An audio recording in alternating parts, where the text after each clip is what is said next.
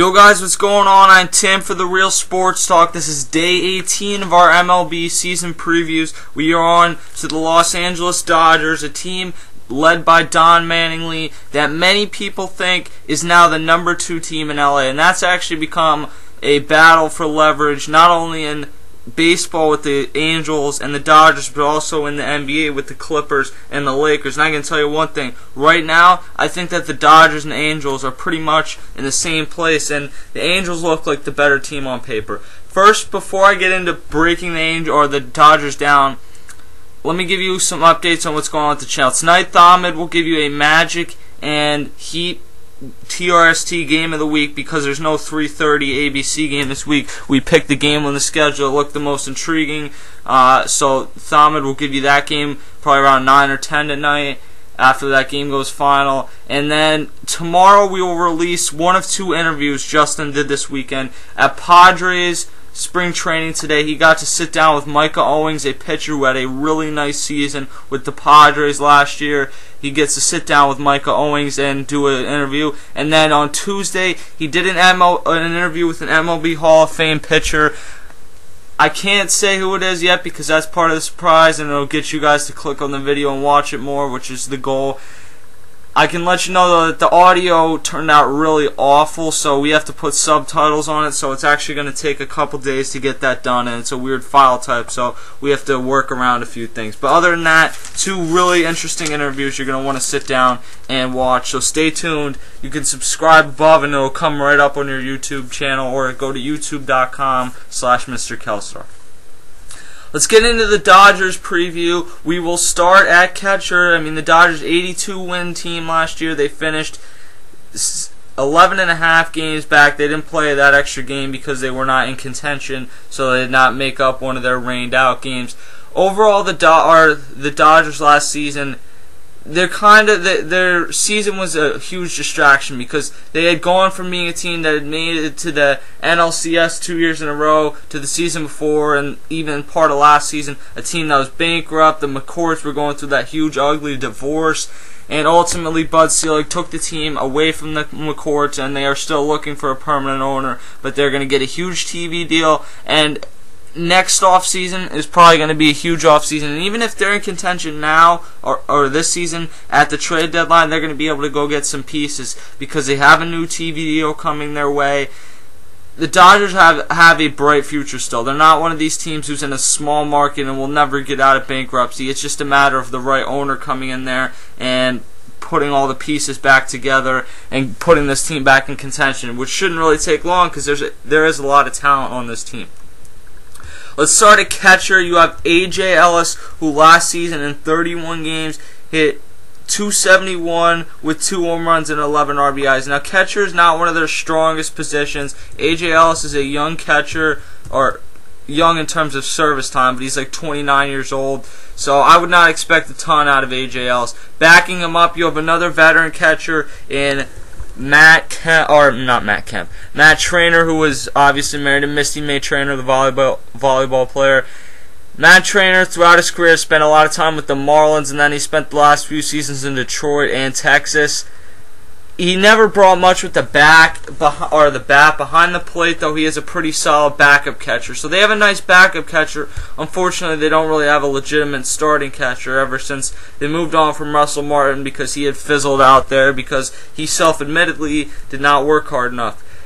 Over at first base, then you have James Loney, a guy who looked a lot brighter earlier in his career, but ultimately, to really be considered, he hit .331 in 2007. Now, granted, that was only in 96 games. That sets you up for a really impressive future. .289 in 2008, and then since then, it's kind of just all going down, leading up to last year where it went back up to .288. But 12 home runs and 65 RBIs, that's really not very good for a starting first baseman in the MLB. So James Loney, I believe he was actually a pitcher coming up. James Loney, to me, he's just become a mediocre first baseman. It did not look like that was what he was going to be early on in his career. He has that sort of batting stance where he looks like he should be such a good power hitter, but he's never really developed the type of power that the Dodgers expected out of him. They were apparently the second team to the Tigers in the Prince Fielder sweepstakes, so James Loney is lucky to have a job this year, and I think he'd be very lucky to have that starting first baseman job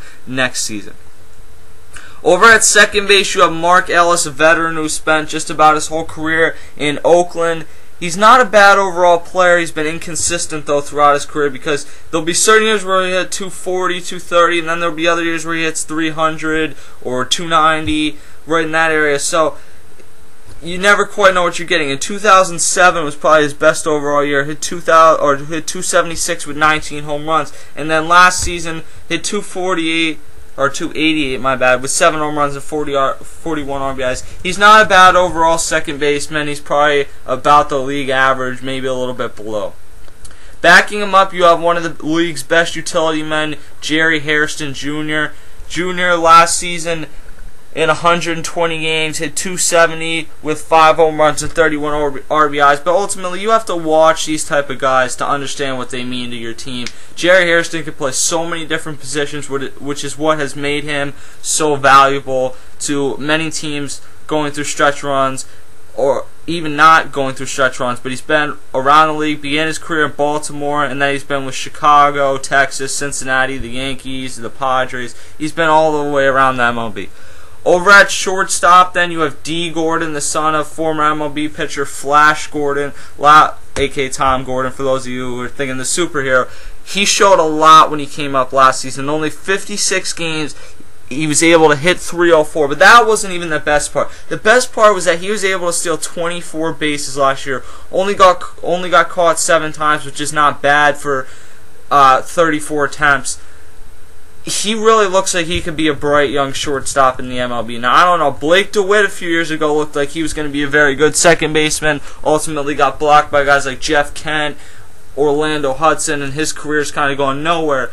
But D. Gordon looks like he runs incredibly. He's probably going to be one of the best base stealers in the MLB over the next 5 or so years, and he can hit for a very good average. Now, I wouldn't expect him to hit over 300 again, but if he can give you something like 288, 290, somewhere in that area, I think is what to look for. He's not going to bring a ton of pop, maybe 3 or 4 home runs this season.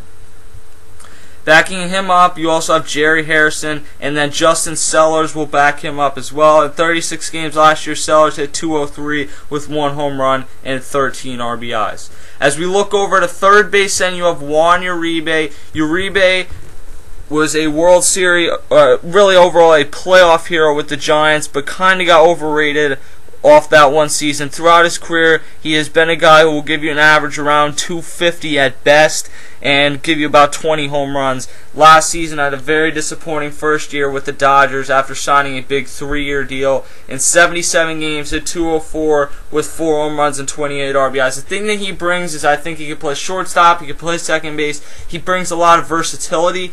But overall, there's a lot of guys like him in the MLB with a little less pop, but could probably hit for a better average. Out in left field, you have Juan Rivera, who we know because he spent most of his career with the Angels. He spent time in Montreal and with the Yankees, but for the most part, he spent his relevant career with the Angels, being in that Angels always being with the Angels, as they always have that 4 or 5 really good outfielders that they just never have enough time. 2 years ago in 2009, he hit 287 with 25 home runs, and then the last 2 seasons haven't quite been that good. Last season, in his first year with the Dodgers, hit 258 with 11 home runs and 74 RBIs.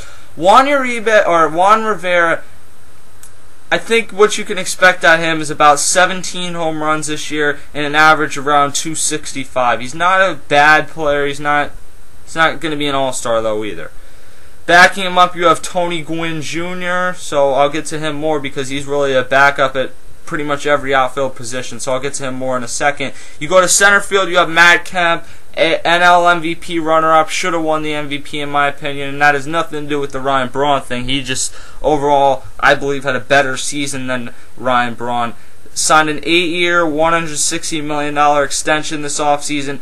He's been a very valuable piece because he's been able to stay healthy, but last year he really broke out. There were a few seasons in there where people thought, okay, he's not a bad player, but when you hit in 2010, when you hit 249 and 28 home runs, there's other guys in the league that can do that. You need to separate yourself, and he certainly did that last year. In 2011, he had a breakout year, hit 324, 39 home runs, and 126 RBIs. He stole 40 bases. So he was very close to becoming the first guy since Alfonso Soriano in his lone year with the Nationals to join the 40-40 club. I don't think he's going to do quite that good, but I think he'll hit about 315 this year. I think he will hit over 40 home runs, and I would not be surprised if he stole over 40 bases. This is one of the top 5 players in the game right now, and he's still very young. He's only 28 years old, so he should be right in his prime right now. And that kind of scares you if you're a fan of a team in this division. In right field, you have another guy who has been very productive throughout his career, but his numbers last year did not indicate that. Hit 292, which is right around his career average, but last season only had 11 home runs and 62 RBIs. The season before that, though, he had 292 with 23 home runs and 82 RBIs. Both of those have kind of been a disappointment, considering in 2009, the second year that the Dodgers went to the NLCS, the last year they had Manny, he hit 272, 31 home runs, and 106 RBIs. Or actually, no, that wasn't the last year they had Manny. But regardless, he had 272, 31 home runs, and 106 RBIs. He continued. I think he had something like 5 walk-off home runs that year. He was one of the most clutch players in the game, and he looked like he was kind of headed towards what Matt Kemp became last year. Maybe not quite with that average of the stolen bases, but he looked like he was going to be a guy that's going to hit close to 40 home runs at some point in his career, and he hasn't quite become that. He's a free agent at the end of this year, so I would expect that unless the Dodgers are in contention, Matt or Andre Ethier will be traded at the MLB trade deadline this year. Let's go through some of their backup outfielders, the guys competing for that 4th and 5th spot. You have 3 candidates. You have Tony Gwynn Jr., who last season in his second season with the Dodgers, he only got to play 9 games, so that doesn't really tell you a ton. Season before, in 23 games, he had 300. Season before that, he had 309 in 23 games. I mean, he's never really shown a ton or else he wouldn't have been bouncing around. He began his career in Milwaukee, went to San Diego, obviously where his dad made his name, and then came to the Dodgers the last 2 seasons. He's never really shown a ton or to make you think that he's in the MLB for any more reason than just his last name. He's given you some decent average off the bench, and he's been able to steal some bases, but nothing has ever transpired of his career to make me think that he's going to be anything special. My bad, I had the wrong numbers. He had 256 last year with 2 home runs. He did steal 22 bases, so he brings that speed off the bench, but you don't necessarily need that speed because you have a guy like D. Gordon Lamp. It's nice to have, but maybe he might not make the MLB roster on opening day because they say we need to focus on other areas on our bench. Now you have a guy like Jerry Sands last season in 61 games hit 253 with 4 home runs. He's going to bring you a little bit more pop. He's not going to hit you 40 home runs off the bench, but he's going to bring you a little more pop and an overall probably better at bat than what Tony Gwynn Jr. is going to bring. And then you have Troy. Oh, jeez, I can never say this guy's name. Troy Olchin, who last season in 99 games, yeah, I know I messed that name up really badly. In 61 games, my bad, hit 197 with 2 home runs. So, I don't think that I think that overall Tony Gwynn Jr. will be your 5th outfielder, and Jerry Sands, those are the 2 guys you probably look at. The only thing that Sands might not be able to make the rosters because he doesn't have the capability of playing center field. That being said, when you have an MVP in center field, an MVP candidate, you might not need to have a great backup for him. The Dodgers pitching staff has been known to be pretty deep over the past few years, and actually there's no reason why it should not be that again last year. It is anchored by Clayton Kershaw, the reigning Cy Young Award winner, went 21-5. with a 2.28 ERA. He's been in the league for a few years now, and every season this kid has been really good. In 2009, 8-8 with a 2.79 ERA. In 2010, 13-10 with a 2.91 ERA. Both of those are really solid performances. But last year, he just clearly was the best pitcher in the National League, second best overall to Justin Verlander in the game last year. He went 21-5 with a 2.28 ERA. In 33 games, he threw 5 complete games, 2 of those shutouts, and threw over 230 innings, all for a team that really did not have a great offense backing him up last year. It wasn't terrible, but I mean, it certainly wasn't one of the best offenses in the MLB. At the number 2 position, you have Chad Billingsley, who had a really bright beginning to his career. He looked early on like he was going to be the ace of this rotation, and he's kind of just been inconsistent since then. In 2008, the guy was 16-10, 3.14 ERA. They thought, wow, we have a really good young pitcher here. And then, since then, 2009, a 4.03 ERA. 2010, he came back at a 3.57 ERA, and it looked like, okay, maybe he's not what we thought he was going to be, but he's still a pretty solid pitcher. And then last year, he went back up to a 4.21 ERA. So, quite honestly, I don't know what to expect out of him. I know that he's going to give you about 190 to 200 innings this season and about 12 or 13 wins, but ERA-wise, I don't know what to expect because he's never really been a guy to have a 3.90 ERA. I don't know what to expect. It's going to just have to be a wait-and-see type attitude with Chad Billingsley because, and this is actually a guy that you could potentially see being moved at the deadline. Another piece, who knows. Ted Lilly, the number 3 starter. And one of the things I've noticed with them over the past few years is they have deep rotations, but they don't necessarily, like, they have a bunch of number 3 and 4 starters rather than like a bunch of aces. Besides Clayton Kershaw, and I mean, I'm not saying Chad Billingsley isn't a decent number 2, but you would prefer he's a number 3.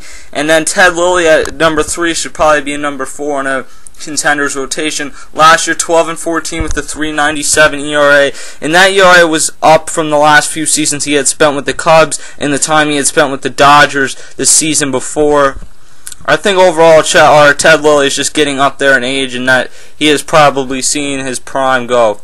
Aaron Harang, speaking of guys who have seen their prime go, at the number 4 spot, went 14-7 with a 3.64 ERA last year in San Diego. I think that the ERA is going to come up closer to about 3.80 this year, or 3.75, somewhere right in that area, which is fine, but this used to be a guy that would win you 16 or 17 games and have an ERA right around 3.70. So, I mean, he was never quite as good as he got credit for, but he was a really solid pitcher who kind of fell off for a few years and then had a nice resurgence last year with San Diego. Overall, I would expect about 15 wins for him this season and an ERA around 3.70. And at the number 5 spot, you have Chris Capuano. Spent last season with the Mets, had some good performances, but overall had a 4.55 ERA, which is not very good. Threw almost 200 innings, that's a positive, and at 11-12 ERA.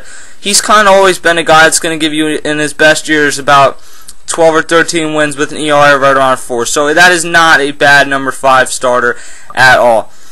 Their big 3 in their bullpen would be hot. We'll start with Javi Guerrero, their closer, who last season with the Dodgers went 2-2 with a 2.31 ERA. It was 21 of 23 in save opportunities. So essentially, he won over that closer position, which is what allowed them to move on from Jonathan Broxton last season, or this offseason, I should say. So he did a really nice job in his first season there. We'll have to see if he can continue to do that. And then you have their 2 setup men, Kenley Jansen, who last year went 2-1 with the 2.85 ERA.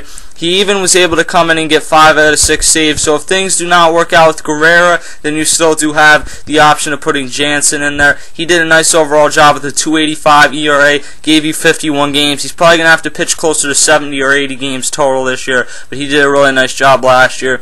And then Matt Guerrero, who last season was 0-0 and only pitched in 2 games. So, I mean, the last 2 seasons he's pitched a combined 11 innings. So we're just going to have to kind of wait and see what happens with him.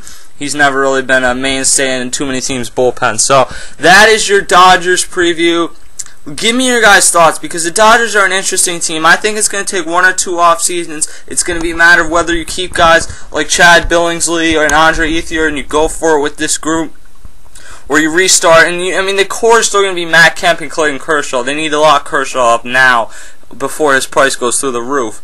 But it's going to be a matter of whether you want to compete with the guys, like the secondary type guys you have to them now, or whether you want to bring in some younger new guys. I mean, they have some bright young players on that team, guys like D. Gordon, but they need an upgrade at first base. I don't think that that's any question. They probably need one more strong starting pitcher, and maybe even a better second, or maybe just another strong utility man to go with Jerry Hairston, and they need another catcher for sure. So I'm Tim for the Real Sports Talk. Give me your guys' thoughts tomorrow.